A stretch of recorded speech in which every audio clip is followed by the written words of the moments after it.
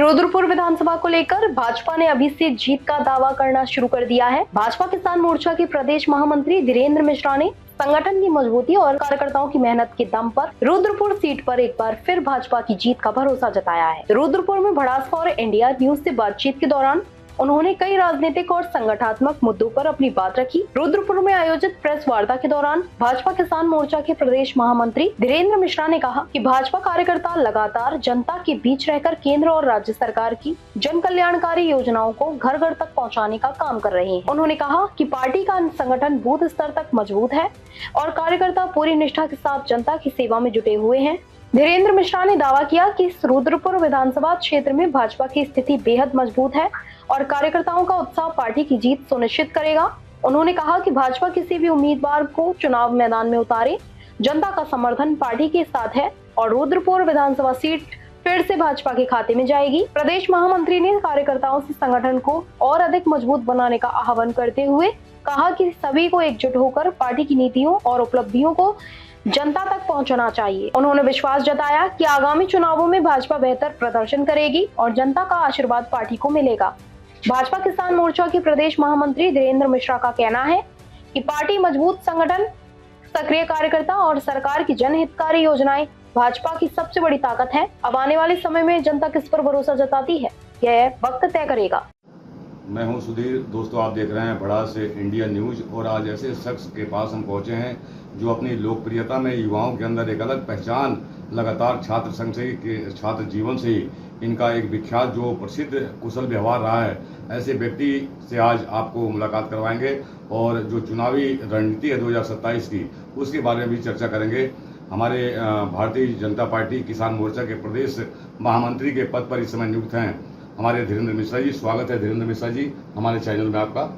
जी बहुत धन्यवाद आपका सुधीर मिश्रा जी, आपकी पूरी टीम का और आपके सभी दर्शकों का बहुत धन्यवाद। धीरेन्द्र जी, जिस प्रकार 2022 की अगर बात करें, अभी 2027 का चुनाव अभी नज़दीक आ रहा है, 2022 की अगर बात करें तो ऊधम सिंह नगर जिले में जो 9 सीटें हैं, उस समय भारतीय जनता पार्टी के प्रमुख जो नेता थे वो कहते थे कि 9 के 9 सीटें पर भाजपा काबिज होगी, लेकिन 4 सीटें भाजपा की झोली में आई थी। 2027 का चुनाव नजदीक आ रहा। धीरेन्द्र जी, क्या लग रहा है कि 2027 में कितनी सीटों पर जिले के अंदर काबिज आपकी पार्टी होगी? देखिए, आने वाला चुनाव माननीय मुख्यमंत्री श्री पुष्कर सिंह धामी जी के नेतृत्व में पार्टी लड़ेगी और उनके कार्यकाल को लंबे समय से यहाँ के क्षेत्र की जनता देख रही है, हमारे प्रदेश की जनता देख रही है और हमारे पास काम का विजन लेके हम पब्लिक के बीच में जाएंगे, जनता के बीच में जाएंगे। हमारे पास धामी जी के कड़े फैसले हैं। हमारे धामी जी ने जो इस प्रदेश के हित में कड़े निर्णय लिए हैं, युवाओं के हित में धर्मांतरण, युवाओं के हित में जो नकल विरोधी कानून हो गया, धर्मांतरण कानून हो गया और दुनिया भर के जो तमाम 4 धाम यात्रा हमारी चल रही है, इतनी सुचारू रूप से हजारों लाखों श्रद्धालु आ रहे हैं, तो ये सब चीज़ दे के पब्लिक के बीच में, जनता के बीच में हम काम लेके जाएंगे और प्रदेश में प्रचंड बहुमत से तीसरी बार धामी जी के नेतृत्व में चुनाव जीतकर सरकार बनने जा रही है और हमारे ज़िले में भी इस बार हम 9 की 9 सीटें जीतेंगे। भारतीय जनता पार्टी जीत के आएगी और सरकार में महत्वपूर्ण जो हमारे ऊधम सिंह नगर जिले का रोल रहेगा। प्रदेश के अंदर एक अहम पदों पर नियुक्त है हमारे धीरेन्द्र मिश्रा जी, और मैं बात करूं इनके बारे में तो मैं भली भांति जानता हूं। जीवन छात्र संघ से ही इनका लगातार जो विख्यात जो प्रसिद्ध इनका आचरण है और साफ छवि के नेता के रूप में, युवा नेता के रूप में उभरते जा रहे हैं। और 2027 में धीरेन्द्र जी एक से आपसे सवाल पूछूंगा कि जो भाजपा के अंदर आपने देखा हुआ कई प्रदेशों में देखा गया, जो पहली बार विधानसभा में जाते हैं, विधायक बनते हैं, उनको भी भाजपा मुख्यमंत्री के पद पर बैठा देती है। तो भाजपा ऐसी नेता है कि किसी को भी कुछ भी निर्णय लेने में कोई कोताही नहीं बरतती है। तो मैं बात करूंगा 2027 में अभी जिला पंचायत का जो चुनाव हुआ था, उसमें देखा था कि आपके युवा वर्ग जो है काफी जोश के साथ आपके लिए लगे रहे। चुनाव शायद धीरेन्द्र जी को मौका मिलेगा, दीवारों पे तमाम लोग देखते हैं, कहीं चौराहों पे आपका नाम देखते हैं, लेकिन किसी कारणवश आप वंचित हो गए, चुनाव नहीं लड़ पाए। 2027 की अगर बात करें तो जो लोकतंत्र का पूर्ण रूप से सभी को अधिकार है कि सभी टिकट मांग सकते हैं, तो क्या रुद्रपुर विधानसभा में कहीं ऐसा अवसर आएगा तो क्या धीरेन्द्र जी की तरफ से भी दावेदारी पार्टी को जाएगी क्या? देखिए, मेरी दावेदारी है, मजबूत दावेदारी है मेरी, और मैं पिछली बार में मेयर के चुनाव में भी, निगम में भी मैंने दावेदारी प्रस्तुत की थी पार्टी के सामने, लेकिन नहीं मौका लगा। हमारे साथ के भाई, हमारे बड़े भाई विकास शर्मा जी, उनको पार्टी ने मौका दिया और सब लोगों ने पूरी ताकत और ईमानदारी से उनको लड़ाया। आज वो मेयर हैं और अच्छा काम कर रहे हैं शहर में, आप लोग सब लोग लगातार देख रहे हैं। और इस बार विधानसभा के चुनाव मेरी तैयारी है क्योंकि 25 साल से मैं लगातार संगठन में काम कर रहा हूँ, पार्टी की सेवा कर रहा हूँ, लोगों की सेवा कर रहा हूँ, लोगों के सुख दुख में जीवन की हर परिस्थिति में सबके घरों को हम लोग पहुँच रहे हैं। तो मुझे लगता है पार्टी इस बार मौका देगी और पार्टी मौका देगी तो अच्छा काम करेगी, शहर के लिए, इस विधानसभा के लिए एक अच्छे माहौल में काम करने का प्रयास करेंगे और आगे शहर को ले जाने के लिए भरसक जितना प्रयास होता है अपना 100% देने का प्रयास करें। जैसे रुद्रपुर विधानसभा की बात करें धीरेन्द्र जी, तो जैसे हमारे एक चैनल के माध्यम से एक ग्रामीण क्षेत्रों में या शहरी क्षेत्रों में कहीं ना कहीं कॉलोनी बस्तियों में एक सर्वे तौर पे चल रहा है कि कैसा प्रत्याशी होना चाहिए, यहाँ का विधायक कैसा होना चाहिए, जनप्रतिनिधि कैसा होना चाहिए। तो जब बात आती है तो कहीं ना कहीं उस लिस्ट में धीरेन्द्र जी आपका भी नाम आता है कि कहीं ना कहीं धीरेन्द्र जी की तरफ से भी दावेदारी पार्टी की तरफ से किया जाएगा। और जहाँ तक ग्रामीण क्षेत्रों के युवाओं की अगर बात करें तो युवा निश्चित रूप से आपके बारे में ऐसी चर्चा करते हैं कि जो प्रभावशाली आपका कुशल व्यवहार है और युवाओं में एक अच्छी पकड़ है, तो कहीं ना कहीं अगर पार्टी आपको मौका देती है चुनाव लड़ने के लिए तो क्या रणनीति होगी, क्या चुनावी एजेंडा लेकर आप चुनाव मैदान में आएंगे?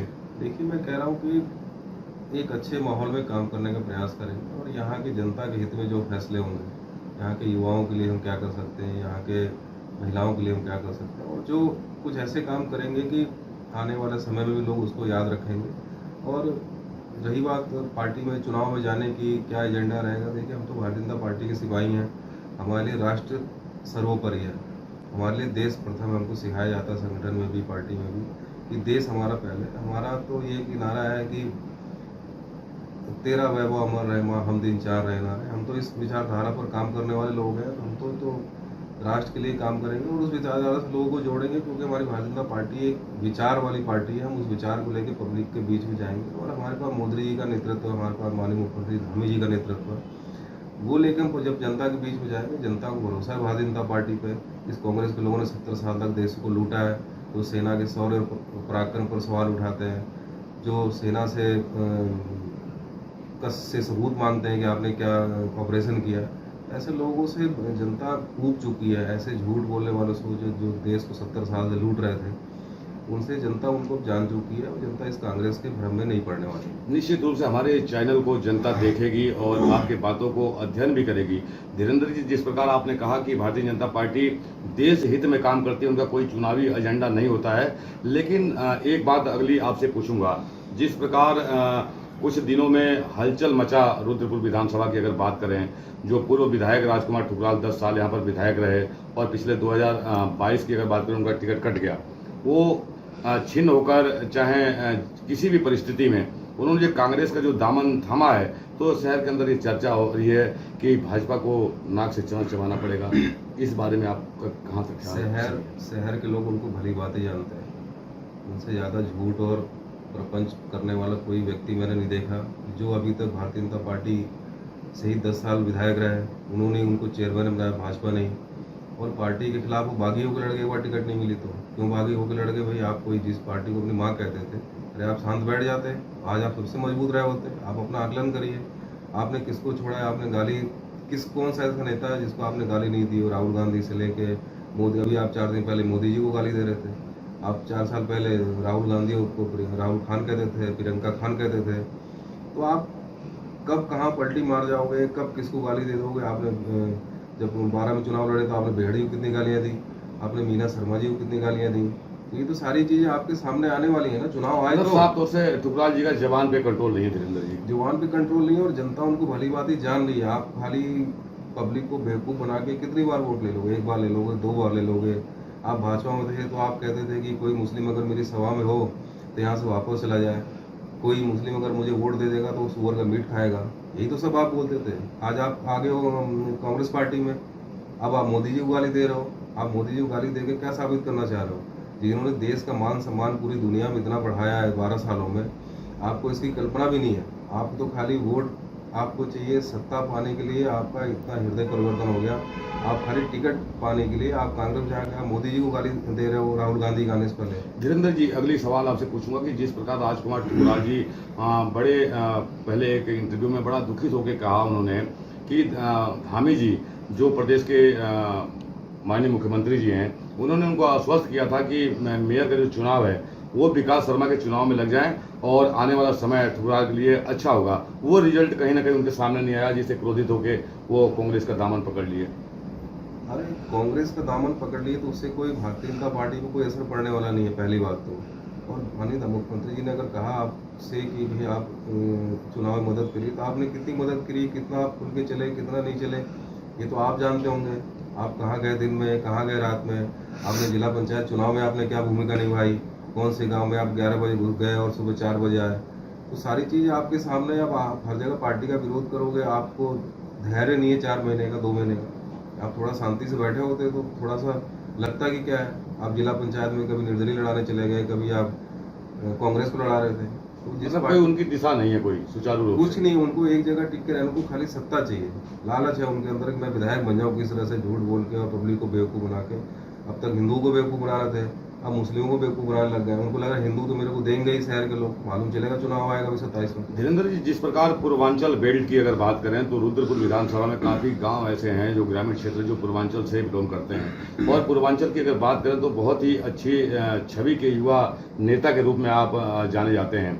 उसके बाद मैं और विधानसभा की अगर बात करूं, जैसे किच्छा विधानसभा है, गदरपुर विधानसभा है, वहाँ भी पूर्वांचल बेल्ट में अच्छी पकड़ है।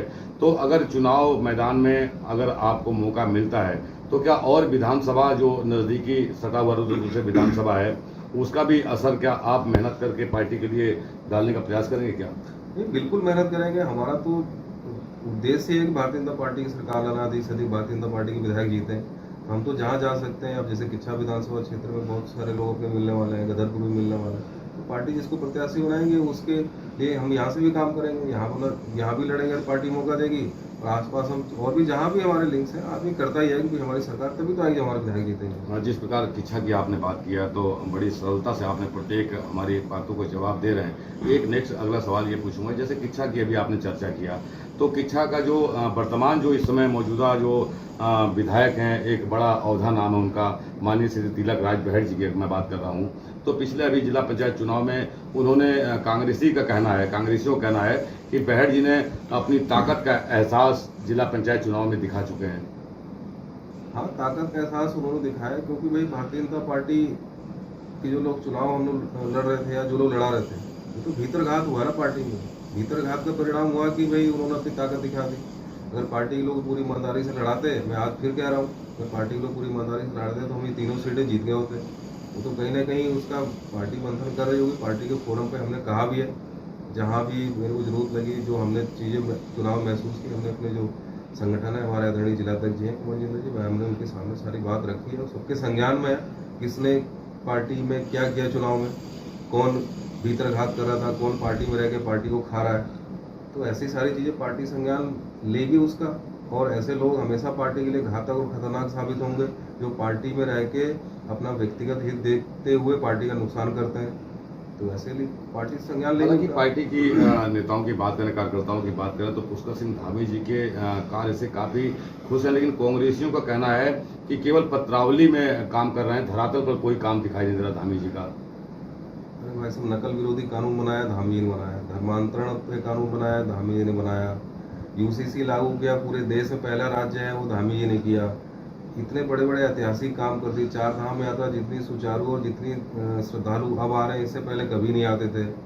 और लगातार जितने मुख्यमंत्री आज तक हुए हैं वो सारे मिलाकर उतना नहीं उन्होंने दौरा किया होगा जितना धामी जी ने अपने पिछले 4.5-5 साल के, हमारे जो 4 जुलाई को उनको 5 साल हो जाएगा, तो इतने समय में जितना उन्होंने दौरा कर दिया, इतने सारे मुख्यमंत्री मिलकर भी नहीं दौड़े।